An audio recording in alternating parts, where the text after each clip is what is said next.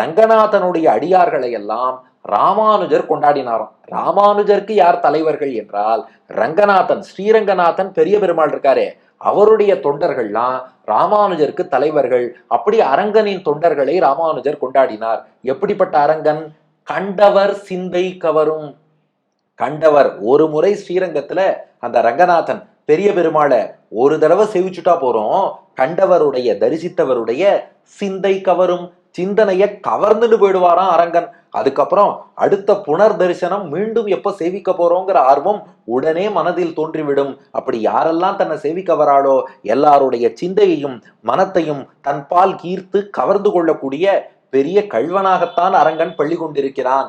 இதை சுவாமி வேதாந்த தேசிகன் ரொம்ப ரசிச்சு சாதிக்கிறார். ஸ்ரீமான் அசேஷஜன சங்கிரகணாய சேத்தே ரங்கே புஜங்க சயனே ச மகாபுஜங்கஹான்னர். இந்த ஆயர்பாடியில கிருஷ்ணன் யமுனா நதிக்கரையில பள்ளி கொண்டானான். எதுக்குன்னா அங்க கோபிகைகளை எல்லாம் மயக்கி மயக்கி இந்த வலை பயிற்சி நெட் பிராக்டிஸ்னு பண்ணுவாளே கிரிக்கெட் மேட்ச் ஆடுறதுக்கு முன்னாடி, அது போல நெட் பிராக்டிஸ் பண்ற மாதிரி யமுனை கரையில படுத்துட்டு கோபிகைகள் எல்லாம் மயக்கினானாம். ஓரளவு எல்லாரும் மயங்கியாச்சுன்னு தெரிஞ்சதும் பகவான் என்ன பண்ணானா, நேரா ஸ்ரீரங்கத்துல வந்து படுத்துண்டு மொத்த பேருடைய உள்ளத்தையும் கவர போகிறேன். ஏற்கனவே பிராக்டிஸ் சக்சஸ், கோபிகைகள் 5 லட்சம் பேருடைய மனத்தை கவர்ந்து விட்டேன். இனி உலகத்துல உள்ள கோடிக்கணக்கான மக்களின் உள்ளங்களை எல்லாம் கவர்வதற்காக வருகிறேன்னு காவிரி கரையில ஸ்ரீரங்கத்துல வந்து படுத்துட்டானா. அப்போ கண்டவர் சிந்தை கவரும். அவன் வந்து படுத்துட்டதே நம்ம எல்லாம் கவர்வதற்காக, நம் உள்ளத்தை எல்லாம் கொள்ளை கொள்வதற்காக. அப்போ கண்டவர் சிந்தை கவரும், தன்னை தரிசிக்க வருவோருடைய உள்ளங்களை எல்லாம் கொள்ளை கொண்டு போகக்கூடிய கடிபொழில் தென்னரங்கன். கடினா நறுமணம், பொழில்னா சோலை. கடிபொழில் நல்ல நறுமணம் மிக்க சோலைகள் சூழ்ந்த தென் அழகான அரங்கன், ஸ்ரீரங்கத்திலே பள்ளி கொண்டவர். இந்த கண்டவர் சிந்தை கவரும் இருக்கே, இது அரங்கனுக்கு மட்டும் பொருந்தாதான்.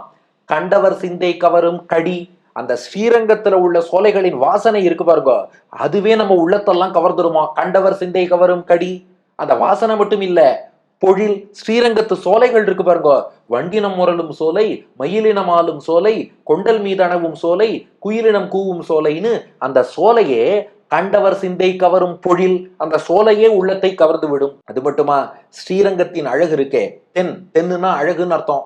கண்டவர் சிந்தை கவரும் தென், அந்த ஸ்ரீரங்கத்தின் அழகு இருக்கே அதுவே கொள்ளை கொண்டு விடும்.